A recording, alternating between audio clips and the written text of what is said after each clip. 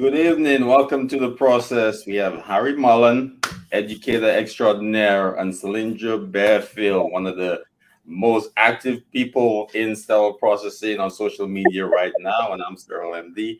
Thank you for coming and joining us. Today it's all about education and ways you could educate yourself, certifications you could get, and things you could do on the whole to increase your worth in sterile processing. So, guys, how you doing tonight? Welcome. Talk to us. Good night. Good evening. So, I read this article on healthcare purchasing news, which was very interesting about salaries. And basically, they said, number one, let me just read off here. The highest salary in sterile processing currently is the director. For those who do have a director in sterile processing, it's $112,000 for a director, and that usually comes with a bachelor's degree or sometimes a master's degree. So 112,000 is an average. You have those persons making more depending on what part of the country you live in. And that all has to do with education. Always remember, guys, you can be working in sterile processing for 25 years and it'll be very difficult to make that type of money. But you have to increase your education level to get to that point.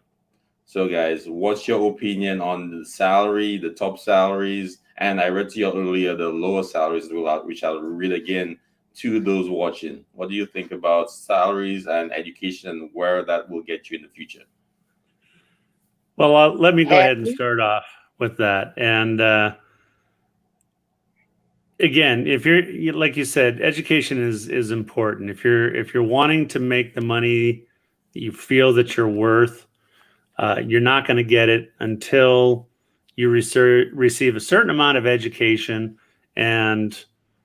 but you have to show the future employers that you have that education. You know, there's different types of education. There's the hands-on, for years of experience that you gain, working in the field. And then there's actual recognized instructional education, in other words, through your certification, your credentials, whether that be the sterile processing credentials and or your degrees, advanced degrees and stuff. So it is extremely important that you do that. Just to let you know, my situation, I was a technician for 20 years, desperately trying to scratch my way up to get into a supervisor role. And I was never given a chance until 2008 when I got my certification, the CRCST. And within 3 months, I was being interviewed for a position. Within 5 months after certification, I had the job, and my career started moving from there, all just from having the CRCST. So, wow. Education is key. Mm-hmm. Oh, wow. Yeah, I definitely agree with that. I would look at I've been told, when I decided to go after my CHL and the CIS, well, why are you doing that? Because it's not going to pay you any more money. But I knew it would get me the interview. I knew it would get attention from other people, even though I didn't get paid in the current position I was in. I knew I could make more money when I moved on to somewhere else. And I will tell you that because of my certifications alone, that I have been hired for positions based on my resume because of the certifications. I was called for an interview, and the guy was like, you know what? I don't even need to interview you. I see your accomplishments, and I end up getting the job. So it means a lot. And even if you don't get the certification, you need to be moving toward the certification. Mm-hmm. But you also need to be building other skills and start looking at your accomplishments and the things you can do in your department that will build up your skills that can take you to the next level. Yeah. And also, education, I agree with that, Salendra. And education is not only the certifications you get. Am I breaking up again? You are breaking up a little bit. So that will be all right. It's much better than earlier. So the education on a whole is not simply getting certification. It's about understanding and knowing your department also. So you may get a promotion within your department based on your knowledge of your department. So let's say you have a certain tree, a plastic tree or a rhinoplasty tree, and you have no idea what it's used for. Get to know what the trees you are assembling are used for, and that will make you a point person or just educated on what instruments in the tree and what may need to be substituted. Um, if the operating room is calling for something, you may be educated a little more on that, and you may become the point person to actually find that instrument or give them a substitute, or even come and help them assemble something in the operating room at one time or another. Because I remember one time I was called to put together a depth drill guide from a small frag set in the operating room, because somebody apparently sent it up without assembling it, and no one performing that case, none of the nurses or the search techs knew how to assemble the drill guide. So knowing your instrumentation will definitely get you to show that you understand sterile processing, show off your skills, your knowledge, and your attention to detail within the field. So always try to learn the trees. Don't assemble it based on the catalog numbers or it looks like this, so I'll put it in the tree. Understand why you're putting the instruments together and the trays together, because one instrument may stop a case from going through. You may think it's I'm always seeing this, it's never used, but you not knowing the importance of that particular instrument may not having it in the tray may cause a delay in that certain case. I've seen that many times where a certain screwdriver is needed for a case.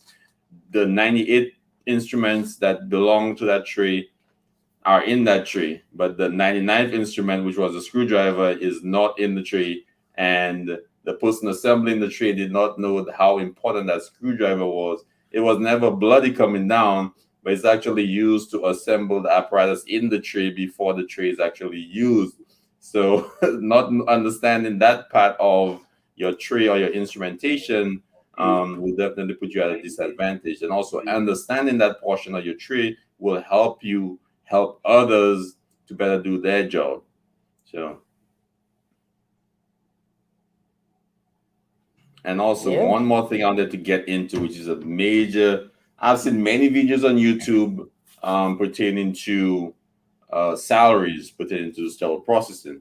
So, Healthcare Purchasing News had an article written by Kara Naidoo on April 22nd, 2019, on sterile processing salaries.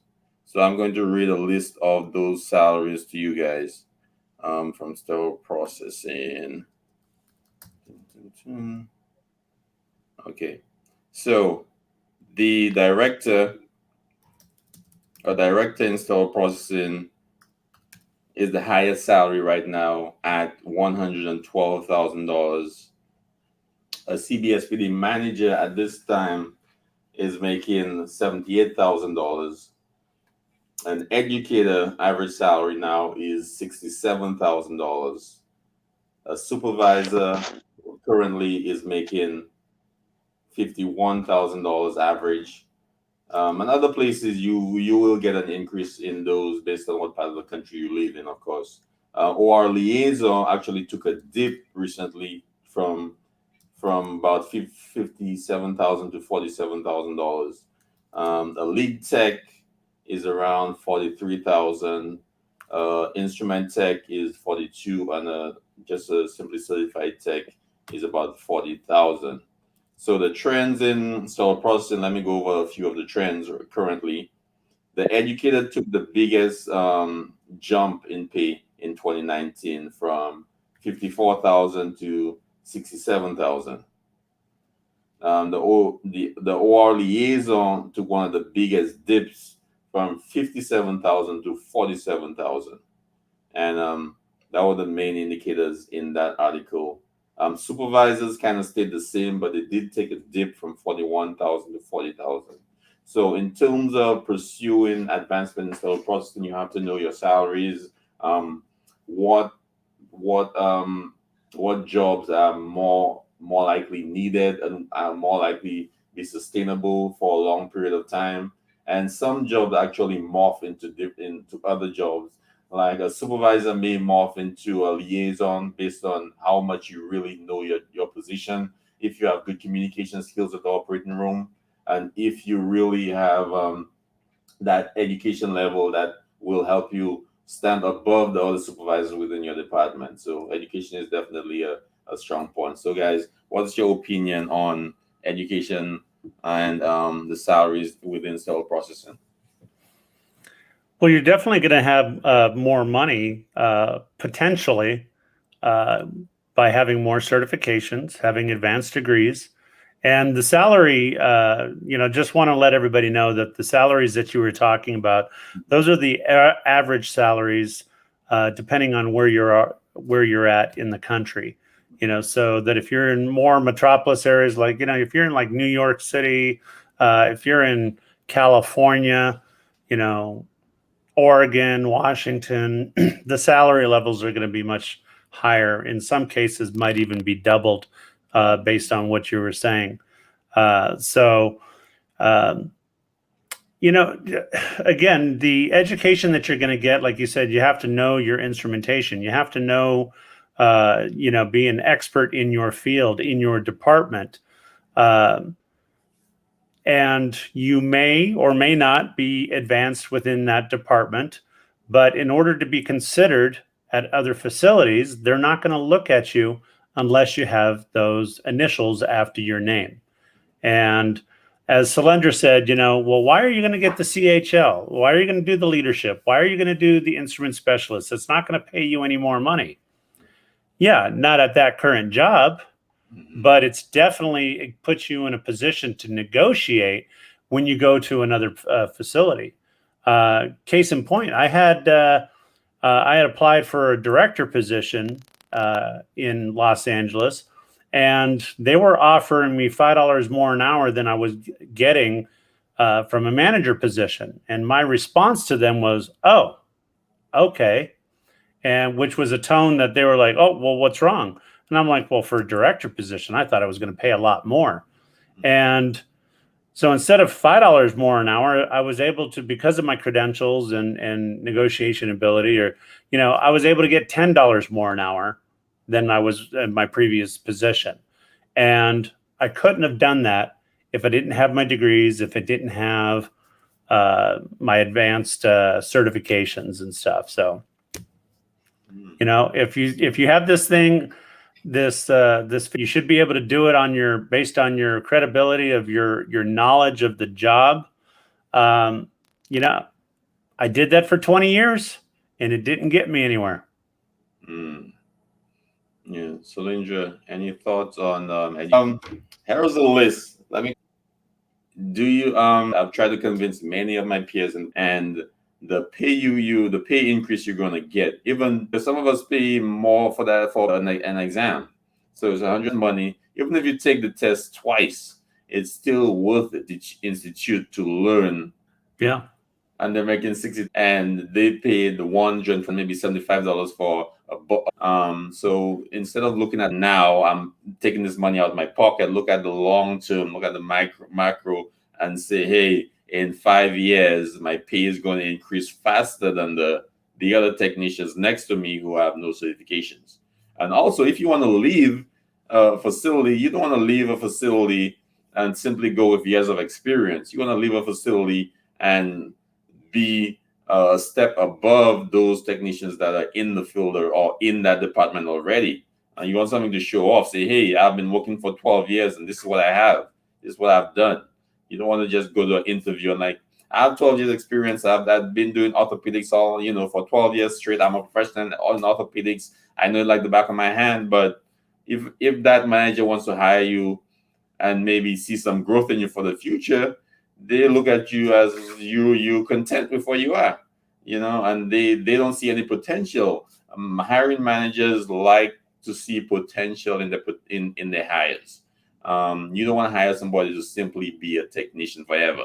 You want an opportunity. You want to give that person an opportunity to grow. And most managers like to teach. And if there's getting the hint that you're not somebody who wants to learn new things, you might not get that position. the new intern or the new guy who's coming in, who's eager to learn, may get a position and move up faster than you. So that's just my take on some of the certifications offered and some of the reasons to actually get certified in the field. Absolutely. I look at it this way. If you're happy with the job that you're doing and the pay that you're getting, and in your mind, you're never going to go to another facility, then yeah, don't get that certification.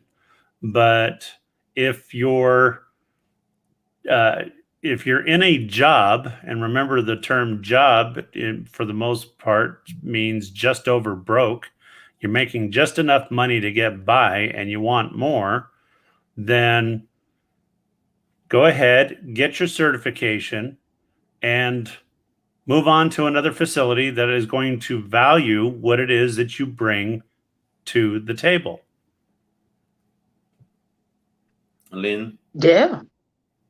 Oh yeah, I definitely agree with that. I mean, it can be a job that I guess people can come in and get their paycheck and they can go home. But for me, I'm speaking to the person that may be in a position right now where they do want more and they do want to do more. And those are the people that I feel like we're talking to today. And there are a lot of resources out there. You have me, you have Harry, we're on here, you have SterileMD. We are all here to help and give you the support you need to get where you're trying to go. If you feel like you are in a department where you don't have the support you need and people there are not motivated, let me explain something to you. Sometimes you have to change the circle of people you around. Sometimes you have to tune out that noise and you have to start including people that are talking that language that you want to talk so you can move to where you want to go. So yeah, I really can't communicate and talk to the person that's just there, just doing a job, because what we do is way too important. We are talking to the people that's trying to get to the next level, because just like the nurses, you have to remember the nurses started off where, they didn't, acknowledge them. They didn't even appreciate them until they didn't have them, until they showed that they were able to make a difference. So it will take some blood, sweat, and tears, and you have to be ready for that journey. And it's not going to be easy. Today, yeah, people are making $12 an hour as sterile processing tech, and you can complain about it in your department, or you can get out here with us and try to get it and try to make those changes. So those are the people we talking about today. You can find all of us on Facebook, on I'm not on Instagram, I'm not gonna tell that lie, but we have social networks out there where you can definitely connect with people that are trying to take sterile processing to a different level, so they'll look at us like nurses. We have to get those letters behind our name so that when we get a seat at the table and we are in those rooms, they know we are the subject matter experts in sterile processing. You cannot come to my department and tell me how to reprocess a surgical instrument, because I cannot go to the OR and tell a doctor how to make an incision. Absolutely. I'm getting so hyped about sterile process. It reminds me of Sarah, what is it? Yeah. Sarah B. Cruz. She is a CS nerd. She's serious about it. Yeah. One thing I want to reiterate what you just said, Salendra, is the fact that you have myself, you have you have SterileMD, and we're just the tip of the iceberg of resources that are out there for individuals who are wanting to advance, that wanting to make a difference in this field. And so I want to just put a shout out to Salendra and her podcast that she does on Ion SPD that you can get on Spotify, Google, I'm sure, and iTunes and stuff like that. And it's wonderful. And I'm happy to announce that CSS Nation, this Sunday we'll be releasing our third episode. But because of Salendra's help, because we're here to help each other and we're here to help you, she, told me about the Anchor, and boom. The podcast, it normally takes, I guess, 10 days to get on iTunes. And it only took 2.5 days before I got notification that it was up and running. Spotify and all these other things. So remember, folks, CSS Nation. Yeah, CSS Nation, people. Yeah, that's CSF It's Nation, definitely. all about y'all. education, you know. Yes. Congratulations, and get. Mhm. And guys, not to break up your good news, CS Nation is doing a lot. CS Nation also has a group on Facebook, which is growing very quickly. Cell Processing Grapevine also has a very good informative group on Facebook also. So please check those out. I also wanted to mention a place where aspiring technicians could become certified or get more certifications to their name.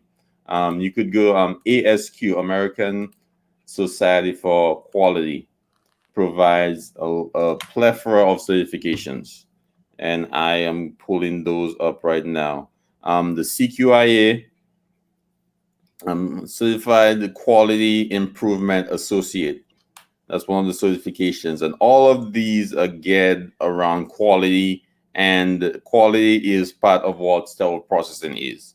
Any certification that bridges the gap between waste, quality, mismanagement is a certification you want to get to improve your skills or your marketability in sterile processing.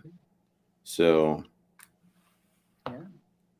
so definitely check out ASQ, guys, and I'll pull up a few certifications in a second. Um, I can't find it at this moment, but um, the Six Sigma Green Belt is also a good certification to get. A Yellow Belt also is a good certification to get. Six Sigma Black Belt is also a good certification to get. Any quality improvement certifications definitely will help you improve. And all it takes is one class. Some of your community colleges may provide the Six Sigma Green Belt. I took my course at the local community college, and I'm currently working on my PMP and my green belt. So the PMP was really cheap. I mean, I think anything to do with education is cheap. I mean, this day and age, if it's under $1,000 to me, it's cheap. If it's under $5,000 and you could pay it cash, it's cheap to me, because the amount of money you'll be getting in the future will not even compare to what you're spending right now. So if you look at it like, oh, it's so much money, I can't get out of pocket. Think of 5 years down the road, you're going to be pocketing that money. Even if you get $1 raise per an hour, that will cover 20 times that one class you paid for. That's So an extra $2,080 a year. a 2,000 Yes. extra $2,000 a year if you get $1 raise for taking a class and taking some more information in. And that stuff you could share, because a lot of higher upper management use Six Sigma in all the quality improvement tasks.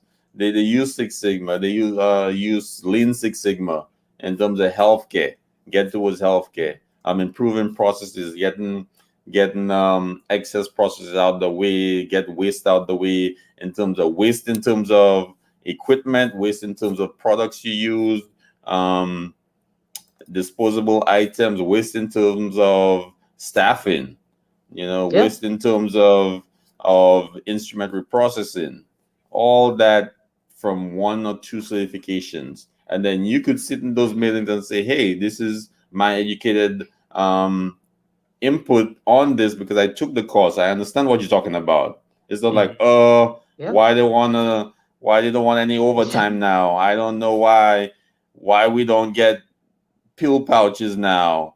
Why don't we get 10 types of pill pouches now? Why is it only 5 types? Why did they cut on the 10 types of different gowns we used to get? Why we only get 2 types of gowns or shoe covers? Why we don't have that much variety in our department? Because they cut back based on waste, which is one of the big issues in store processing. There is so much waste. A lot of what we use is disposable, and in terms of the wraps, in terms of pill pouches, in terms of liners, in terms of locks, in terms of filters, all that's reusable. And some departments did away with the steam filters, and they only have the sterile filters for the Astrolab trays, because the sterile filters could fit both go both in Prevac and sterile or low temp sterilization. So they got rid of that that excess product.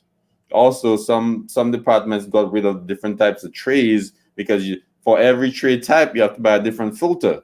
So instead of having 5 different containers with 5 square, rectangular, round filters, you do away with those other trays and you have one type of filter for your inventory. And that definitely helps for somebody like myself who does ordering. It definitely helps the ordering. Instead of ordering 20 items to keep afloat, you have 10 items to order to keep afloat throughout a week or throughout a month.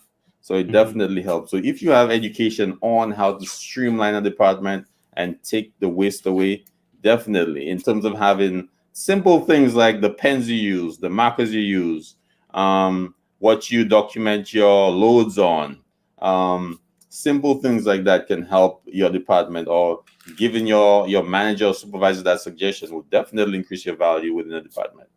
So, yep, I agree with that. And that's something that you put on your resume, especially if you collect that data, because everything is about data collection. And you can show that whatever you come up with, your initiative has proven to reduce, waste, increase productivity, and you put that on your resume. That's what you did. You may not have the title, but you have proven processes that made a big difference. And I want to go back to the education piece just to drop a few gems on you real quick. You have what is it, edX?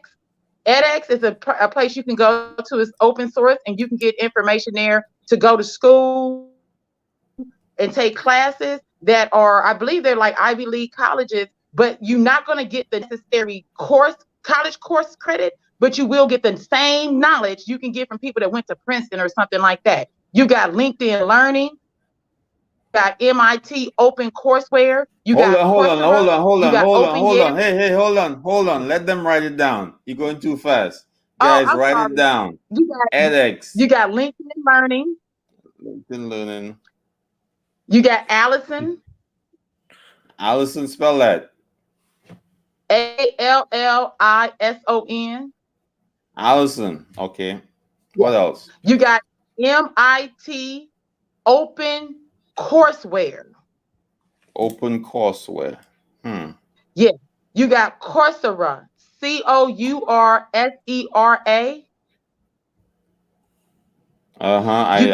That's a very popular one. Okay. You got Open Yale, like Yale University, Open Yale. Everybody probably heard of Udemy. UDEMY. And then I just found out about this Google Digital Garage. Is that a school? I think it is. I have this on my website, so I'm sure it must be legit.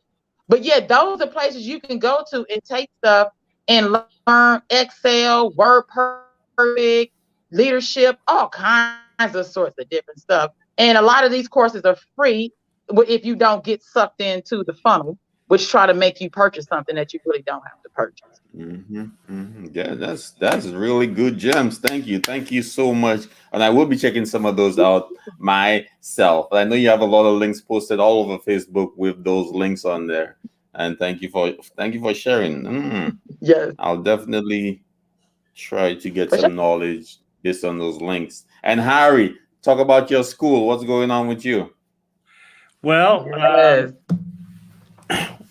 just so that everybody knows, I know that I talked about this before, but we have our online classes for the CRCST that are available 24/7.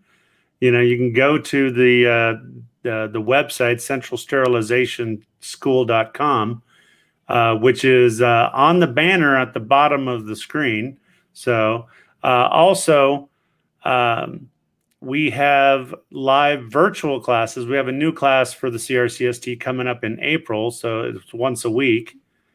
And then my partner and I, we're finally started production on the CIS course. We have the PowerPoints done, but we're going to be putting it to video for individuals to be able to do it 24/7. They can just sign up for it and log in. And we're going to be giving a massive discount. So if you have any questions, just inquire at our website. But and then after that, later on this year, hopefully we'll have the CER. Again, the PowerPoints are done for the CER. We just have to do the production part of it. and the CHL is the last one. We're finishing up the PowerPoints for the CHL. Okay. CISCER and CHL. So Harry, I'm looking for courses. Let's say I'm a student right now, a potential student. I'm looking all over the internet. I'm seeing, hey, we have the best course. Hey, you're gonna be making 6 figures. Hey, this course is so cheap. This course is 200. So what makes your course stand out from everybody else? Because I know you're a professional, and your course will be very professionally presented, and you have a high success rate with your students. So we have an extremely high. Yeah, 95% of our students, when they go to take the certification exam, are passing their first time. If you go to the ISHM website, according to their records worldwide, of those who take, the average is about 65% of people taking the test the first time pass the first time. But and the reason being, what makes us different is that in the beginning of the course, we tell our students exactly how they should be studying, and we repeat that several times throughout the course, because it takes us humans a couple of times to hear something before we're like, well, he keeps saying that, maybe there's something to it. We have a tutor that is available Monday through Friday that goes over the chapters, the upcoming chapters. So let's say today I was teaching lectured on chapters 1 and 2. The next day or the day after, our tutor is going with those current students and preparing them for chapters 3 and 4, letting them know what to expect, what they need to get out of the course, going over the expectations for the objectives for the course for that chapter. And then he even helped them, saying, hey, you want to ask questions. Don't be afraid to ask questions. Get involved in the class. After that, we have our affiliation agreements. But the thing is we've gone out of California, and we have affiliation agreements right now in Arizona, and we're expanding, because it doesn't matter where you're at. If you have a hospital that's willing to take you, oftentimes they don't want to take you because you don't have the liability insurance that will cover you. So if you're a student and you find a hospital, you let us know about it. We will contact them, get that affiliation agreement, and have you covered under the insurance. It's all included. All of this stuff is included with the tuition. We don't charge extras. There's schools out there that they charge you for the course. Then you have to go to ISHM or CBSBD and go purchase the books yourselves. They charge you for the internship. We don't do that. It's all included. If you need insurance, they charge you for that. So you got to be very careful for what you're paying for. And it's, as hospitals, one of the things to learn is the term value added. So why would I pay this price for your course compared to somebody else's? Because of the value that we give for that price. And we're not the cheapest around, but we're not the most expensive. Then we also have, templates for resumes, so that, how you should be structuring your resume, because a lot of people that, they go to Google, they build a resume, and basically what they're doing is they're just replacing their information, putting their information in place of what was there on the template. But the format is wrong for hospitals, because everybody's, the objective. Well, it is my objective to get a job in sterile processing. Of course it is. That's why you're applying for it. Why are you telling them that? They already know that. You applied for the job. No, what you need to do is have the first line talking about your profile, and we help you with that. We help make sure that your resume is structured in the way that the recruiter will read the first 2 paragraphs, which is maybe a third of the first page, and say, oh yeah, this is a candidate that we want, and they forward it. If you don't have that, they're not gonna get to the second page where it talks about your education and where you have your school listed. They'll just skip over you. So we help you with that. And more, we have hospitals reaching out to us, asking for, contacts with our alumni, letting them know that they're hiring because they've hired past students of ours and they're extremely satisfied with the level of education that they received. And more importantly, the attitude those students have, the appreciation they have about having a job in the field that they've chosen. Wow. So hopefully that differentiates me from other schools. From very well said. Very well said, Harry. Very well said. And for the live, let me just focus on one thing, one little tidbit you said there. My objective, I never understood that I don't know if it's just me, but when I see my objective, I kind of lose focus, and I always wonder, why are you putting your objective? Obviously, you want to get a job, so right. Obviously you want to work in the sterile processing department. You don't want to work in urology.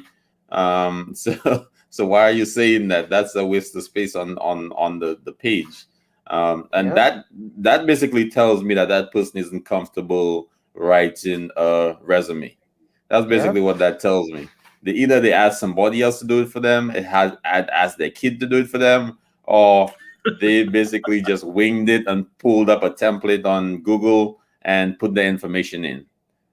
So usually, but there's companies out there that will help you with your resume. There is a cost to it, but they know you have resume writing experts that know how a resume should look if you're going for a technician job versus a manager job versus another completely different industry. So they have that information. And oftentimes, believe it or not, sometimes a very well-written resume, if you have to pay $500 for it, it's well worth it. Right. Because that $500 is going to get you, a job. But the thing you want to look at another way. If you start applying for jobs or you're wanting to go to these, get on LinkedIn. Put your profile of what it is, what your expertise is. I don't know how many times I'm constantly getting contacted by headhunters, and one of them helped me. I had a pretty good resume. It helped, I was able to get the jobs that I was able to get before. But after this one gentleman helped me with my resume because he wanted me to apply for a particular job, he says, but your resume is just not structured right. And so he actually told me exactly what they were looking for, how it should be structured. I did it. He looked at it. He made a few more tweaks to it. And when I got it back, I'm like, oh my goodness, night and day between the quality of a resume. So again, talking about education, learning how to write is important. Learning how to do a proper resume is extremely important. So everything you do in life, I've learned that in some way relates to sterile processing. I've helped students when they're like, well, I have no sterile processing background. What do I say during the, in the interview? And it's like somebody who's a storeroom clerk. Well, I'm very proficient in tracking systems. It's, you have to be able to track, supplies to be able to get it from the storeroom to the customer and stuff. And that's the same as going to your sterile storage area and getting the supplies that the OR needs. If you're, so many different types of, people that are coming from an education background, with children, but now they decided they're going into sterile processing. I help them with that. It's think about what it is you want to do. Think about how you want to present yourself. And on top of a resume, a cover letter. A cover letter is basically your story. It's basically your resume in story form, which really allows you to expand upon your experiences and lets them understand who you actually are. Resumes can only basically show experiences and some of the things that you've done, but it really doesn't tell about your personality. Your ability to write and talk about yourself Case in point, just talking about stories. I helped a student today, a past student of mine, who was trying to get in with this back to this one company, and the letter she wanted to write to have them change their mind to allow her to be able to apply for a position again was one of victimhood. She was the victim. She didn't pass probation because she was foiled. Somebody messed with her, or this or that.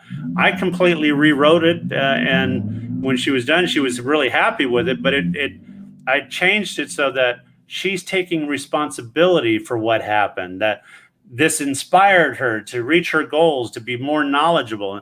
And this was a job that she had lost like almost 5 years ago. And now she actually does have a shot at being able to be rehired, once, because, and I told her, you gotta stop blaming people. She goes, but it wasn't my fault. I said, it doesn't matter. It wasn't your fault. So, and again, that's all education. All goes back to, you have to learn how to present yourself. You have to learn, put forth your best self. Because again, employers don't want to hire somebody who's a complainer. Employers don't want to hire somebody who, thinks that they're a victim. They want leaders. And it doesn't matter if you're a technician or going for a manager position. You could still be a leader as a technician. And I'm not talking about being a lead, just being somebody who stands out and says, I'm going to do things right and stuff. Yeah. I'm going to get off my soapbox now. Get off it, Harry. Salendra, anything? And Salendra does have an how is your interview platform going? Oh my goodness. So I will tell you where I am right now. I have contacted probably about 500 people so far on LinkedIn in our industry. I've been targeting managers specifically to find out what they are. Is that hair? Okay. To find out what they are looking for on resumes and what they're looking for on interviews. So I'm going to give it probably about another few weeks before I collect all that data, and then I'll report back to you guys what I found from managers in our industry. Definitely. Fantastic. Thank you so much. And managers are also looking at people who are adaptable. So whether you're a house cleaner, you work as what they call those? You work in the food and nutrition department. Mm-hmm. You work as a CNA. Managers want, let me switch my camera. Well, whatever you do, even if you work in construction, there's still traits and skills that you could transfer to sterile processing. I even know a couple of old retired police officers that came into sterile processing. If you were in the military also, as Harry was, that's some good traits to bring into sterile processing. And the job is easy. It's easy. You learn your craft. That's all you have to do, and educate yourself. And that's the main thing. Yeah. I like it. So good. So if that's all we have, guys, we will end the show. Thank you guys for tuning in. Thank you to our viewers. And we have 3 on Facebook. Thank you so much. Thanks for joining. Check out The Process. Check out The Grapevine and Sterile Processing Grapevine, and check out CS Nation. We have good posts, good discussions there every day. And if you really look at it. Correction. CSS Nation. Sorry, CSS Nation. I'm very sorry. I apologize for that. Central Sterile Service. Central Sterile Service. And he's the host, so he knows. And please make if you take a look at the number of posts per day, you will see these groups are some of the highest ranking in posts per day within the sterile processing arena on Facebook. So please join those groups. Check out SterileMD on YouTube.com. I have plenty of good videos. If you want to learn how to use your Bowie Dick test, I have a video on that on SterileMD.YouTube.com, a 2-minute video which tells you what the Bowie Dick test is used for and the parameters and how to use it and how to read your results. So check that out. I also have videos on how to use the Isham website. I also have videos on how to navigate a network and get certified installer processing. So check those out. Check Central CSS Nation out. Check out Salendra's page, The Grapevine, and I on SB. So thank you guys for tuning in. Appreciate you tuning in on this Wednesday night. And we will see y'all on the other side. 7 p.m. on Wednesdays, guys. 7 p.m. on Wednesdays. See y'all.